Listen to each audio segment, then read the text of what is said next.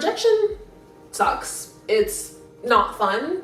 It's never really going to be like not a bad feeling per se. Like, I think nothing stings more than a baby rejecting you. Like, you can't feed yourself. What do you mean you don't want me to hold you? Crazy. But even if it's never going to like not totally suck, you can reframe it in a way that makes it productive and not a barrier to your success, particularly when it comes to building community. Rejection is just a part of building community. It's just a part of having a community. My name is Maya. I've helped build communities from college campuses to corporate offices and in between, and I'm here to help you find and build your community. And in this talk, we're talking about how to make rejection feel just a bit better, perhaps. Okay, I have been rejected in so many different forms, so many different times. Like, probably dozens of times this week. And I think there are different forms of rejection. There's invisible rejection and there's visible rejection, right? Whenever you're in the grocery store and you're looking at all the different types of cereal and you choose one cereal, that's invisible rejection. You didn't outwardly say that you don't want the Cheerios. You just said it with your hands and you grab the Honey Bunches of Oats. And then there's more visible rejection, which is applying to, say, a university and get a rejection letter saying, hey, we don't necessarily want to admit you to our school. It happens. I work in PR, so dozens of times a week, reporters invisibly and visibly reject my pitches. That's fine. It's a part of life. But it doesn't necessarily feel good. UCLA researchers found that rejection actually triggers the same part of the brain that like getting poked by a needle does. So it does physically hurt in some ways in the same way. And that's for a reason, right? In past human societies, being rejected from the group probably meant that you were going to get eaten by a saber-toothed tiger. So you wanted to do whatever you could to not get rejected. But now it is not particularly helpful primarily to have that kind of feeling associated with getting rejected. In a study, Roy Baumeister and others found that people who are rejected become more aggressive, less empathetic, and worse at self-control, which all sound like very horrible side effects to being rejected from NYU. But in many ways, that can really just mean less self-control, as in eating 15 Oreos instead of the recommended 3. But something we're dealing with now is Gen Z is the most rejected generation. I was reading an article by David Brooks in the New York Times, which was really interesting. And in it, I saw that in 1959, half of American college applicants applied to just one school, and they were decently likely to get in. Now students apply to 20 or 30 schools, hoping one won't reject them. 54,000 students applied to Harvard class of 2028, and 1,500 were accepted. That's 52,000 people who were rejected from the school, which is a very high amount of students, people fresh out of high school, to be rejected from somewhere. Honestly, that's a lot. I think we are in a time, to a certain extent, when in some ways there's a bit of an over-rejection happening. Like, students are struggling so much to land entry-level jobs. It just should not take a year to find a job after college. But this is not totally a deep dive into the state of rejection in our world as much as it is into what has helped me to have a better mindset and outlook on it. Because I think that mindset and outlook in any situation completely changes how you approach the task at hand, and if you even approach it.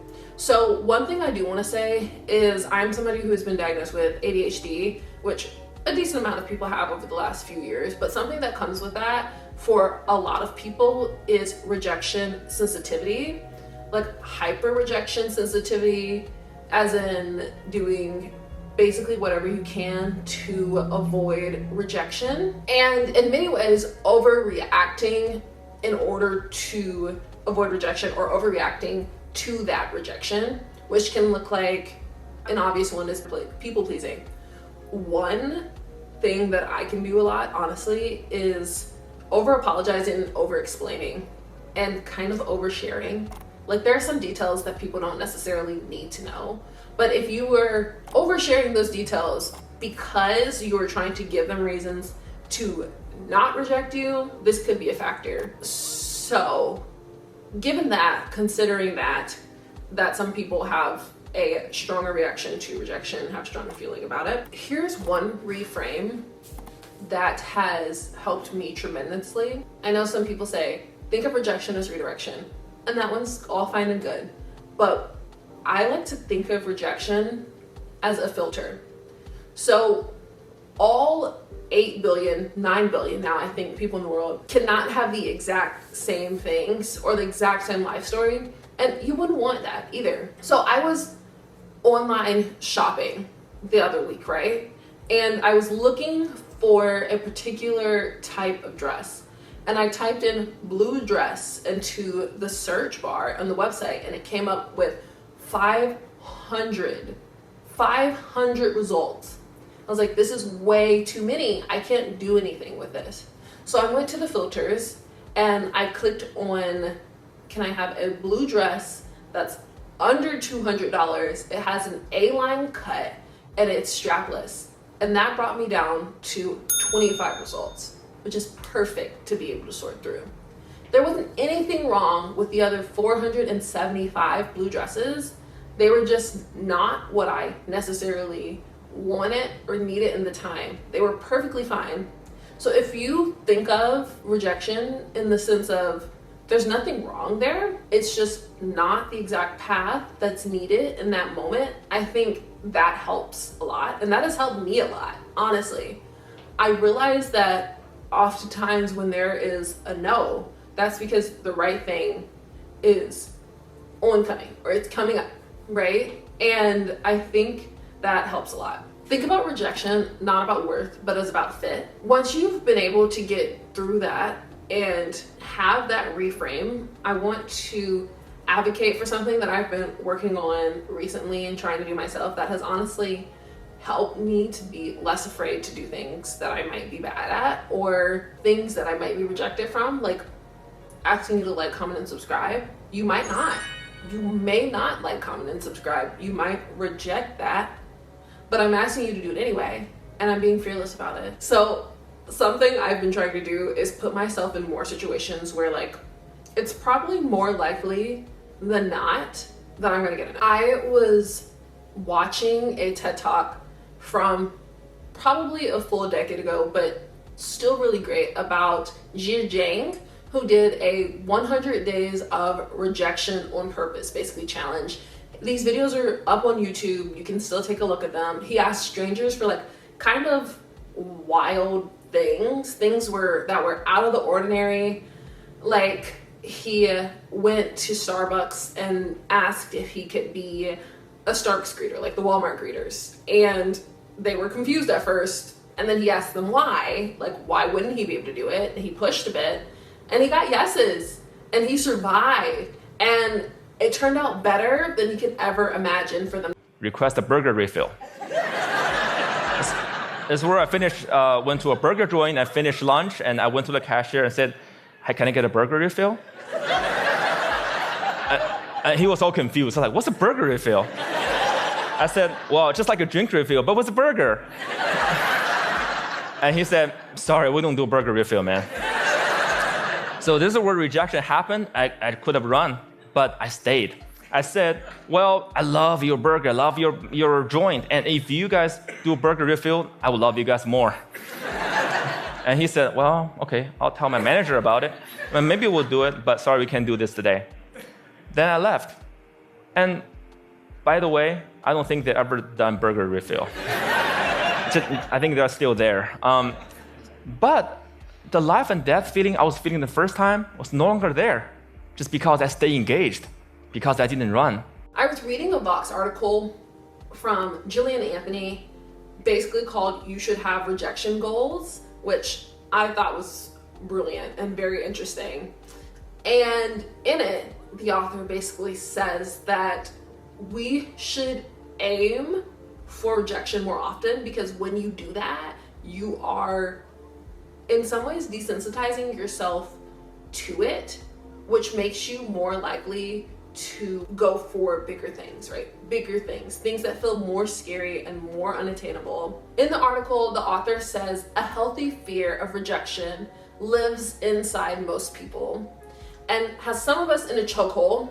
Being rejected is seen as, at worst, an embarrassing personal failure, and at best, an obstacle standing in the way of our heart's desires, a dream job, a thriving social circle, a first date with a gorgeous future partner. By the end of the month, I had racked up 7 rejections and landed 3 new editorial assignments. At the crux of all of this, the through line is really, in many ways, life is a numbers game. Literally and metaphorically, the more you swipe, the more likely you are to get a bunch of no's, but the more likely you are also to get a match. So you kind of have to keep swiping, but not necessarily literally, because we need to get offline a little bit. I know that's ironic, but I do mean that. So how do you do this? Something I have been doing recently is, if there's a rejection, especially if it feels kind of big, writing down in the moment to reframe it. What happened?